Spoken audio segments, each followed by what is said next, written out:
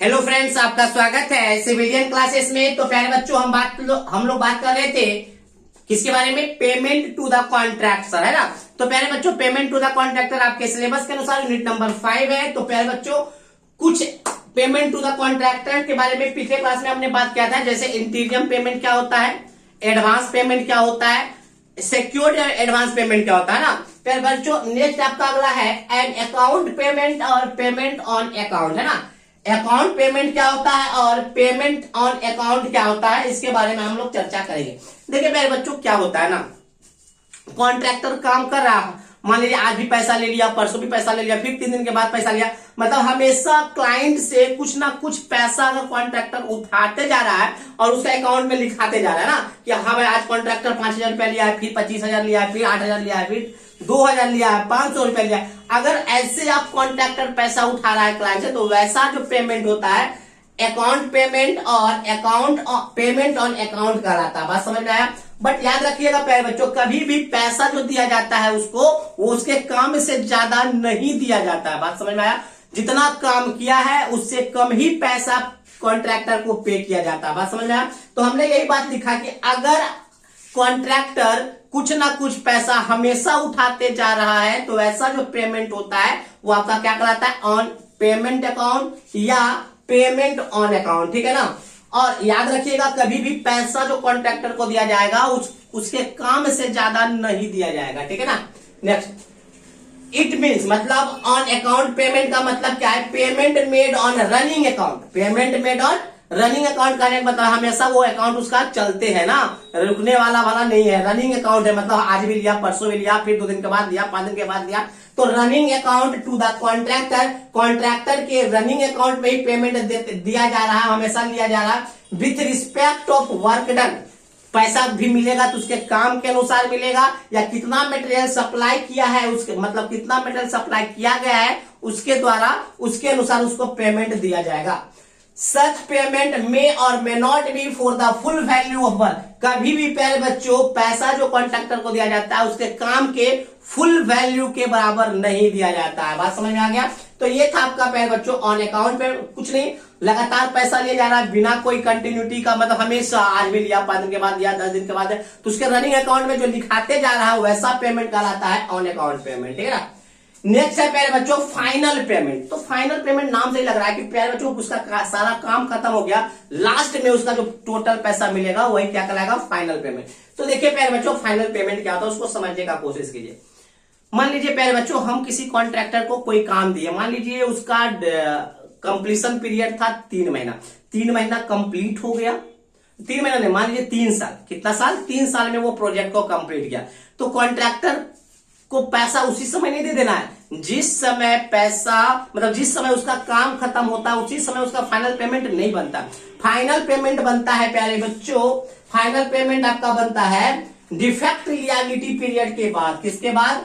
Defect liability period के बाद। अब देखिए प्यारे बच्चों, आप लोग ये सोच रहे होंगे कि डिफेक्ट लियाबिलिटी पीरियड क्या होता है, तो आपको हम यूनिट नंबर 3 में ही ऑलरेडी बता चुके हैं डिफेक्ट लियाबिलिटी पीरियड। एक्चुअली क्या होता है ना डिफेक्ट लियाबिलिटी पीरियड, कि मान लीजिए कि 3 साल का प्रोजेक्ट था वो कंप्लीट कर लिया, मगर हमको कैसे पता चलेगा कि वो जो काम कंप्लीट किया वो सही किया कि नहीं? तो क्लाइंट को 2 महीने का एटलीस्ट मौका मिलता है कि आप हम जो प्रोजेक्ट बनाए हैं उसको देखने के लिए। जैसे आप मान लीजिए प्यारे बच्चों, जब आप फ्लिपकार्ट से कोई आप सामान मंगाते हैं तो 6 दिन का समय देता है कि 6 दिन तक, मान लीजिए ये मोबाइल हम फ्लिपकार्ट से मंगाए हैं तो 6 दिन तक उसका डिफेक्ट लियाबिलिटी पीरियड होता है कि 6 दिन तक आप इसको गमिए बुझिए, अगर सही लगता है तो रख लीजिए, नहीं सही लगता है तो वापिस कर दीजिए। तो वो जो है ना 6 दिन डिफेक्ट लियाबिलिटी पीरियड है, इसमें अगर कोई डिफेक्ट है तो उसको आप रेक्टिफाई कर लीजिए, उसको पता कर लीजिए, अगर पता चल गया तो उसको बोल दीजिए भाई। तो प्यारे बच्चों यही बोला गया फाइनल पेमेंट कब बनेगा? फाइनल पेमेंट कॉन्ट्रैक्टर को बनेगा डिफेक्ट लियाबिलिटी पीरियड के बाद। डिफेक्ट लियाबिलिटी पीरियड कहने का मतलब होता है प्यारे बच्चों, जब वो काम कंप्लीट कर दिया उसके बाद 2 महीना तक लिखा हुआ रहता है, कॉन्ट्रैक्ट में लिखा होता है कि कितना दिन का डिफेक्ट लियाबिलिटी पीरियड होता है। जनरली 2 महीने का होता है, तो 2 महीने के बाद मतलब डिफेक्ट लियाबिलिटी पीरियड के बाद जब देखा जाएगा कि जो प्रोजेक्ट बनाया गया है बिल्कुल सही है तो फाइनल पेमेंट बन जाएगा। अगर मान लीजिए प्यारे बच्चों उस डिफेक्ट लियाबिलिटी पीरियड में क्लाइंट को पता चलेगा कि कुछ गड़बड़ी है तो उस गड़बड़ी को रेक्टिफाई करके कहेगा पहले ठीक करो, तब जाके हम आपको फाइनल पेमेंट देंगे। बात समझ में आ गया प्यारे बच्चों? चलिए देखिए हमने क्या बोला, generally the final payment is made at the end of the defect liability period after rectifying all defect. पहले बच्चों हमने क्या बोला कि फाइनल पेमेंट बनता है डिफेक्ट लिएबिलिटी पीरियड के बाद, वो भी सारे डिफेक्ट को रेक्टिफाई करने के बाद। बात समझ में आया? हमने बोला कि कॉन्ट्रैक्टर को जो फाइनल पेमेंट बनता है वो डिफेक्ट लिएबिलिटी पीरियड, समझ में आ गया होगा क्या होता है डिफेक्ट लिएबिलिटी पीरियड। 2 महीने तक टाइम दिया जाता है क्लाइंट को, ताकि वो आप प्रोजेक्ट को सही से देख सके कि सारा काम सही से हुआ कि नहीं, ठीक है ना। तो डिफेक्ट लिएबिलिटी पीरियड के बाद दिया जाता है, वो भी सारे डिफेक्ट को रेक्टिफाई करने के बाद। अगर कुछ डिफेक्ट निकलता भी है तो उसको सही करने के बाद उसका फाइनल पेमेंट बनता है। Preparing the final account is the process of calculating any adjustment to the contract sum। अब पहले बच्चों फाइनल पेमेंट तभी बनता है कुछ एडजस्टमेंट के बाद। मान लीजिए पहले बच्चों 5 करोड़ का प्रोजेक्ट था, तो 5 कुछ अगर काम खराब करेगा ना, तो हो सकता है 5 लाख 10 लाख रुपया एडजस्ट करना पड़े कॉन्ट्रैक्टर को। तो फाइनल पेमेंट जो ना वो प्रिपेयर करने का होता है, फाइनल अकाउंट पेमेंट कुछ एडजस्टमेंट करना पड़ता है उसमें, कॉन्ट्रैक्टर को करना पड़ता है, ठीक है ना। उसको एडजस्टमेंट करने के बाद जो फाइनल प्रोसेस होता है कैलकुलेट करने का पैसा, वही कराता है फाइनल पेमेंट, है ना। The amount of final payment is made, then provide the certificate to the contractor for confirming the following thing. पहले बच्चों फाइनल पेमेंट बनाने के बाद एक सर्टिफिकेट प्रोवाइड किया जाता है कॉन्ट्रैक्टर को, ताकि क्या कंफर्म करने के लिए सर्टिफिकेट देता है, ताकि वो काम सही से किया है, स्पेसिफिकेशन के अनुसार किया है, और काम करने के बाद हमारे साइट को बढ़िया से, ऐसा नहीं कि काम उसका हो गया हमारे साइट को गंदा कर दिया, नहीं, काम करने के बाद हमारे साइट को भी क्लीन किया, तो ये सब करने के बाद उसको एक सर्टिफिकेट मिलता है। तो हमने क्या बोला, the amount of final payment is made, जब फाइनल पेमेंट बन जाता है तो एक सर्टिफिकेट प्रोवाइड किया जाता है कॉन्ट्रैक्टर को, क्या करने के लिए भाई, तो कुछ बातों को कंफर्म करने के लिए। कौन सा बात, the work is completed as per specification. पहला इस बात का पहले बच्चों सर्टिफिकेट होता है कि भाई ये हमारा सारा काम किया है और स्पेसिफिकेशन के अनुसार किया है, and site has been clean, और जो हमारा साइट है वो क्लीन भी करके लास्ट में दिया है। Next, no damage has been occurs to the other properties and no defect detected. पहले बच्चों, और कॉन्ट्रैक्टर के द्वारा हमारे किसी भी प्रॉपर्टी पे कोई, मान लीजिए पहले बच्चों उसको प्रोजेक्ट बनाने दिए थे, और प्रोजेक्ट में हम मतलब जिस साइट पे हम उसको प्रोजेक्ट बनाने दिए थे उस साइट पे हमारा कुछ अपना प्रॉपर्टी था, तो उसको कोई वो हानि नहीं पहुंचाया है, कोई उसको डैमेज नहीं किया है, एंड कोई भी प्रोजेक्ट में डिफेक्ट डिटेक्ट नहीं हुआ, मतलब सारा काम अच्छे से हो गया, उसका सर्टिफिकेट होता है। The certificate of physical completion has been recorded in MB, और लास्ट में जब एमबी खत्म हो जाता है तो उसी एमबी बुक में इस सर्टिफिकेट को लगा दिया जाता है, ताकि वो दिखाने का हो जाए कि देखिए सर हम इस एमबी में इतना काम किए था और देखिए ये मेरा सर्टिफिकेट है, ताकि कॉन्ट्रैक्टर कहीं दूसरा प्रोजेक्ट लेने का कोशिश करे तो उस सर्टिफिकेट को दिखाकर ले सके, ठीक है ना।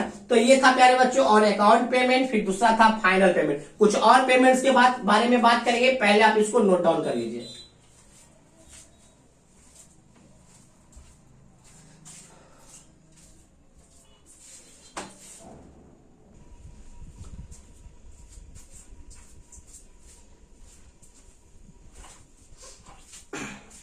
नेक्स्ट हम लोग बात करेंगे फर्स्ट एंड फाइनल पेमेंट। मतलब पहले बच्चों फर्स्ट एंड फाइनल पेमेंट नाम से ही पता चलता है, जो उसका फर्स्ट पेमेंट है वही उसका फाइनल पेमेंट है। दैट मीन्स पहले बच्चों फर्स्ट एंड फाइनल पेमेंट जो था ना वो छोटे स्मॉल वर्क के लिए दिया जाता है, या कुछ सर्टेन मटेरियल को सप्लाई करने के लिए दिया जाता है। मतलब ये सिंगल पेमेंट है, मतलब एक सिंगल पेमेंट है कॉन्ट्रैक्टर का, जो पूरे काम को कंप्लीट करने के बाद दिया जाता है। तो ऐसा जो पेमेंट दिया जाता है ना वो छोटे से प्रोजेक्ट के लिए दिया जाता है, ठीक है ना। This term indicate a single payment. पहले बच्चों फर्स्ट एंड फाइनल पेमेंट, अब फर्स्ट मतलब क्या, जो पहला पेमेंट है वही फाइनल पेमेंट है, मतलब ये सिंगल पेमेंट है ना। तो this term indicate a single payment made to the contractor for a job और कॉन्ट्रैक्ट ऑन इट्स कंप्लीशन। पहले बच्चों फर्स्ट एंड फाइनल पेमेंट यह इंडिकेट करता है कि वह एक सिंगल पेमेंट बनाया गया है कॉन्ट्रैक्टर को, जो वो काम को कंप्लीट किया है, जो उस जॉब को कंप्लीट किया है, या किसी कॉन्ट्रैक्ट को कंप्लीट करने के लिए। पहले बच्चों कॉन्ट्रैक्टर को किसी जॉब को कंप्लीट करने के लिए या किसी कॉन्ट्रैक्ट को कंप्लीट करने के लिए जो सिंगल फाइनल पेमेंट दिया जाता है वही होता है first and final payment. In this case मतलब फर्स्ट एंड फाइनल पेमेंट के केस में payment is finished by one payment, total payment को फिनिश किया जाता है वन पेमेंट में after the completion of work. जब काम को कंप्लीट कर लेता है कॉन्ट्रैक्टर तो पहला पेमेंट जो होता है वही उसका फाइनल पेमेंट होता है। और ये जनरली किस लिख लीजिएगा, ये छोटे से वर्क के लिए this payment, this type of payment लिख सकते हैं, दिस टाइप ऑफ पेमेंट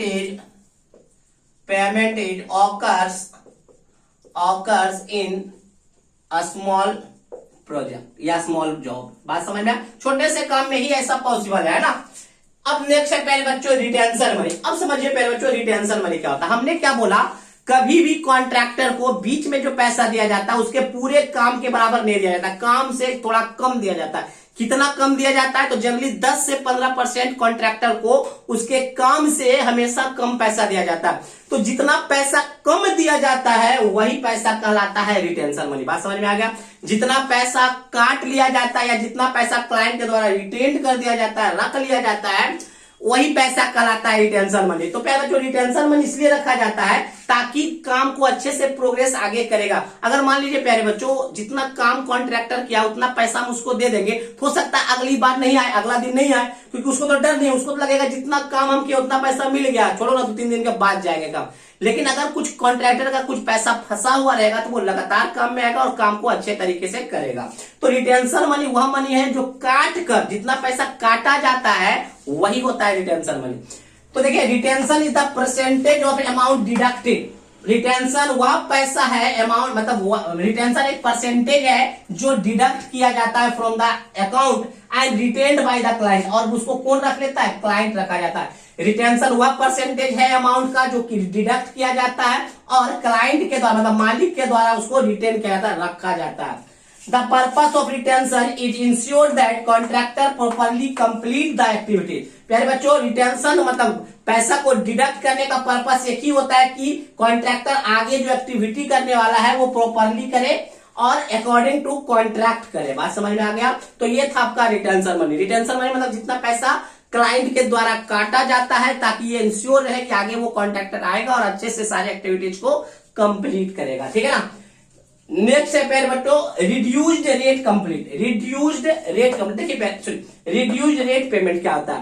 प्यारे बच्चों मान लीजिए कॉन्ट्रैक्टर काम कंप्लीट कर दिया है लेकिन स्पेसिफिकेशन एंड ड्राइंग के अनुसार नहीं किया है। हमने क्या बोला प्यारे बच्चों, कॉन्ट्रैक्टर सारे काम को कंप्लीट कर दिया लेकिन ड्राइंग एंड स्पेसिफिकेशन के अनुसार नहीं कर पाया है, तो उसको कुछ पैसा काट कर दिया जाता है। जितना दिया जाता है वही कहलाता है, मतलब जितना काट कर उसको दिया जाता है वही कहलाता है रिड्यूस्ड रेट पेमेंट। हमने क्या बोला, अगर कॉन्ट्रैक्टर सारे काम को कंप्लीट कर दिया बट स्पेसिफिकेशन एंड ड्राइंग के अनुसार नहीं किया तो उसको पैसा तो दिया जाएगा। क्यों, तो काम बेचारा किया बट सही से नहीं किया, लेकिन काम किया है, उसको मटेरियल भी खर्च हुआ है तो उसको पैसा देंगे, लेकिन कुछ काट कर देंगे तो जितना पैसा उसको देंगे वही कहलाएगा रिड्यूस्ड रेट पेमेंट। बात समझ में।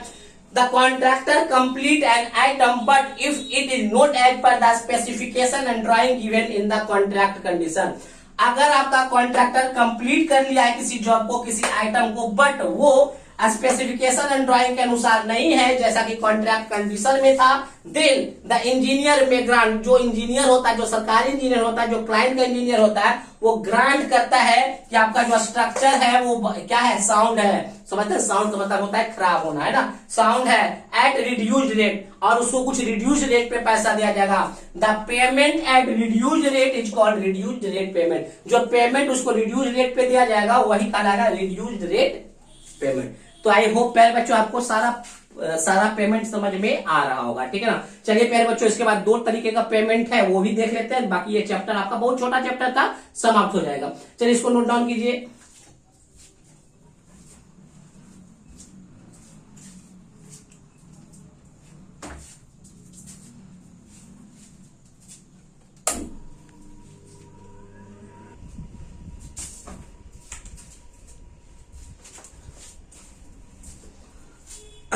देखिए प्यारे बच्चों हम बात करेंगे पीटी एडवांस पेमेंट।